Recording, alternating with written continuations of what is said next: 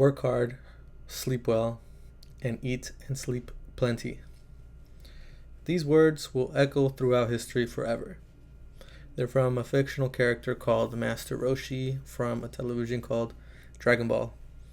In the show, he takes on two young pupils, Goku and Krillin, and puts them through months of grueling hard training in martial arts. They eventually use this to go to the World Championships, and I'll let you watch the show to see exactly what happens. But it set them up for success. If you work hard, then you know exactly how to work hard in the future. The best indicator that a person can work hard is quite a trick question. Say you are going to hire someone for a job, and you see two candidates. One has a master's, bachelor's, PhD. Another has a master's, bachelor's, and PhD. They've worked at very interesting places, and you haven't met them yet. But one of them wrote in their application that when they were young, they worked 4 years in the fields picking strawberries, lettuces, and other things in the hot sun. Everything else is the same between these two candidates, but one has a clear history of working hard. I would hire the person that has conveyed and communicated how much hard work they have actually put in their lives. So I'm saying that the best indicator that a person can work hard in the future is prior experience that they have worked hard. This isn't my conclusion. This is common knowledge. There's studies on this. No one can predict the future wholeheartedly, but it's a pretty good indicator that someone can work hard is prior experience that they work hard.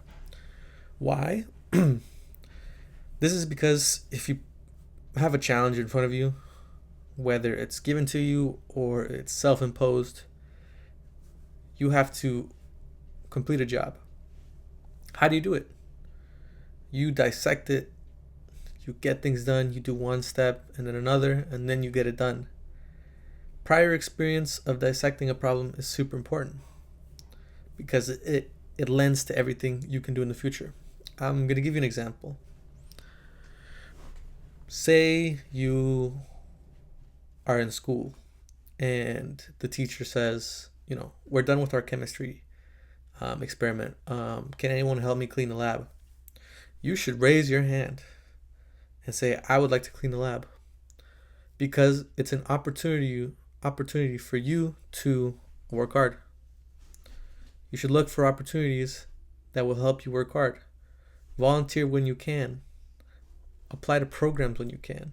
Apply yourself when you can.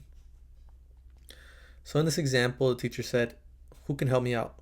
You should always raise your hand and say, I'll do it. How do you clean the lab? Everyone leaves. You see a bunch of beakers on a bunch of tables. You have to understand, where do things go and how do I clean them up? You build a system that you improve. First, you get one beaker and you clean it, and then you put it up and you dry it. Then you get another beaker, you put it up and you dry it. That's like a naive approach. Something like that. But then you realize, what if I collect all the beakers all at once? And I wash them all at once. And I dry them all at once. And then I put them back in the lab all at once. This is an experience of you working hard one time. If you are in the same class and the teacher says, who can help me clean up these beakers? You can say, me. I know exactly how to do it. You immediately become a valuable person. You can clean the lab there. You can clean the lab anywhere. When you go to university and the professor says, who can clean the lab? You say, oh, I have like 2 years of experience cleaning my high school lab. I can do it. This isn't specific to cleaning labs. As you can see, you have valuable experience that you can apply to any other project, any other piece of work in your life. Next time you do some project, you'll be faster. You'll understand, okay, I need to get this task done. Let me start with a naive approach. Let me do one, let me do two, understand. And then I'm like, wait, let me take a step back. I can do this a different way. because of the work ethic that I have built through all of the experiences I've had. Picking fruit in the fields, cleaning up the labs. What the heck?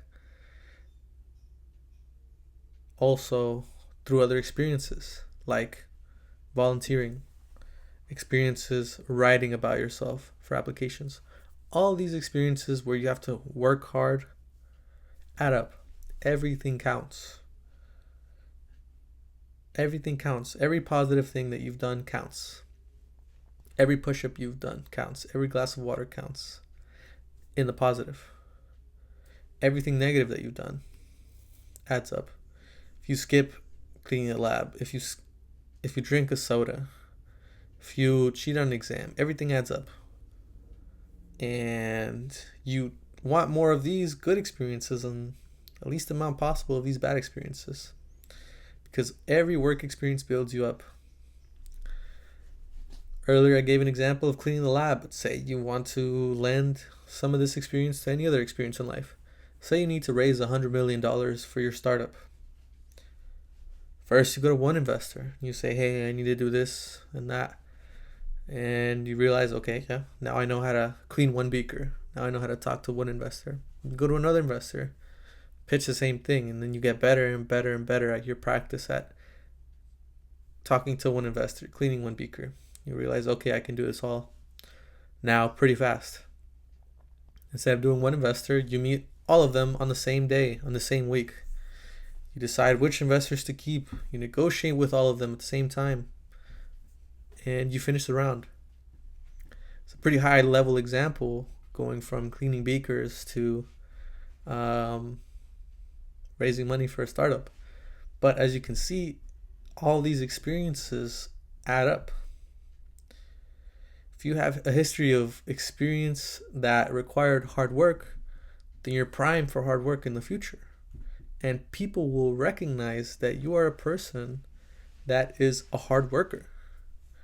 And if you're a hard worker, then people are going to want you around because you can get things done. You can get things done efficiently.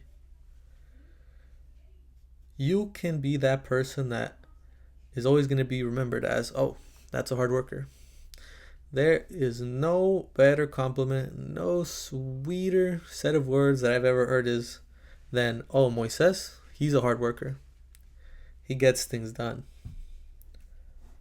Please, I need a recording of this thing. Why? Because it's my reputation. My reputation is a person that can work hard at something and get it done. Not just get it done efficiently, get it done well, get it done. I can't tell you all the experiences that I've done in my life where I had to work hard. I had to work hard in school to get good grades. I had to work hard at various internships.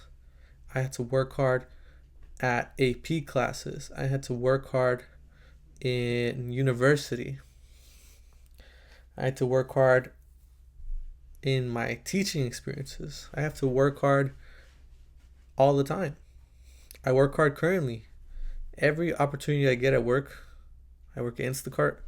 I try to raise my hand and say, hey, if you need me to do this, I'll do it. Why? Because after 2 years of me raising my hand and saying, hey, can I do this? I'm going to learn a lot. I'm going to learn more than I ever would if I just take things as they come. If you have the privilege to choose your battles, choose extra battles, then go for it. Work hard, sleep well, and eat and sleep plenty. Work hard and rest. Work hard, play hard. If you work hard, you should equally play hard. And this means taking care of yourself, watching movies, spending time with friends, all of this. Increase how much time you work hard, and balance it out with how much time you take care of yourself. Taking care of yourself also means working out, staying healthy.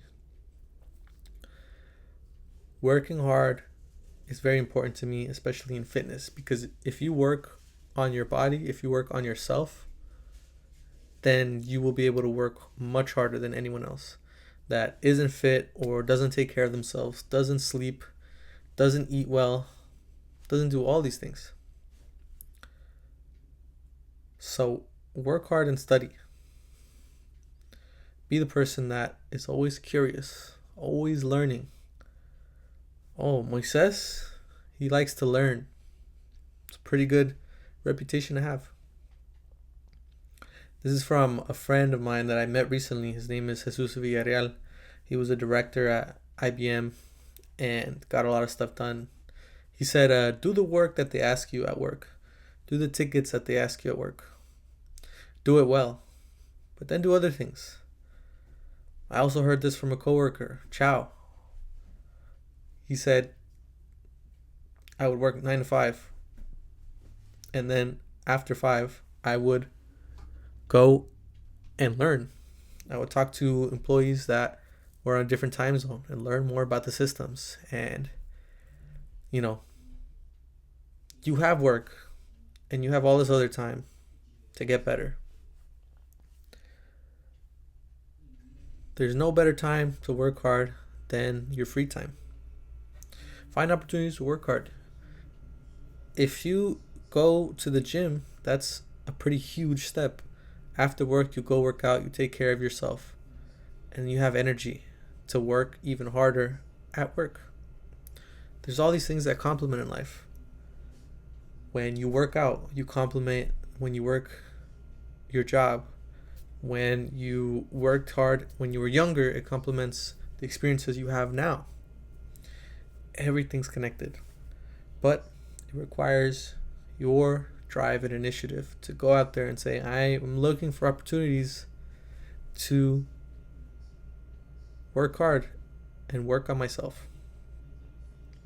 So do what's given to you and then take the extra mile to look for opportunities to better yourself. Volunteer. I volunteer at a local middle school called the School of Talented and Gifted here in Pleasant Grove, Dallas, Texas. And it's been pretty amazing for me. After work, I go over there and I help the kids program drones for their competition. There's a competition now where you can buy drones and you have to do some teamwork, maneuvering, but there's also an autonomous portion where you place the drone down and it has to go through an obstacle course. I had to work hard for that. Why? It takes a lot of work. After I'm done with my Instacart work, I get up, I put on clothes, and I drive to a middle school and I talk to a bunch of kids. And it's rewarding because I do all these things and I talk to kids and I realize their struggles in learning, and I work hard to figure out how can I explain some concepts to these kids that are eager to learn. These young kids are so smart. They work so hard, and I know it's going to be incredibly valuable for them in the future. They took it upon themselves to learn how to fly a drone, how to program a drone, and in a couple of years they're going to use everything they learned in this extra experience to be way ahead of anyone else. If they study drones or not, if they study computer science or not, if they studied all this computer science stuff and how to program a drone but then go into law, they're going to understand, oh, there's a process of things that I need to do. How can I scale this and everything? It's going to lend to every other experience that they have in life. I can go on and on and on about how working hard is good. I am working hard now. This experience is going to be valuable for me in the future. I spent time setting up my iPhone camera, finding a microphone, adjusting things, and this is just the beginning. I worked hard to look into the ability to use my iPhone camera here. If you look at some of my older videos, the quality of the camera is really bad. But those experiences are lending to me now. Because once I publish this, I'm going to be proud of myself. And then it's going to lend to the next video I make, and the next video, and the next. I also met a good friend, Antonio from El Paso.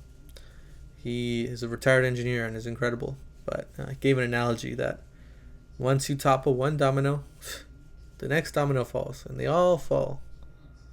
All it takes is working hard,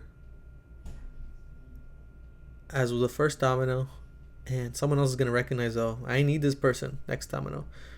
Those two people are going to reference you, and they're going to be like, oh, I need this person, next domino. Domino, domino, domino. The domino effect.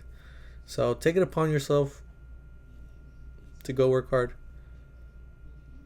Work hard on your body. Work hard on your mind.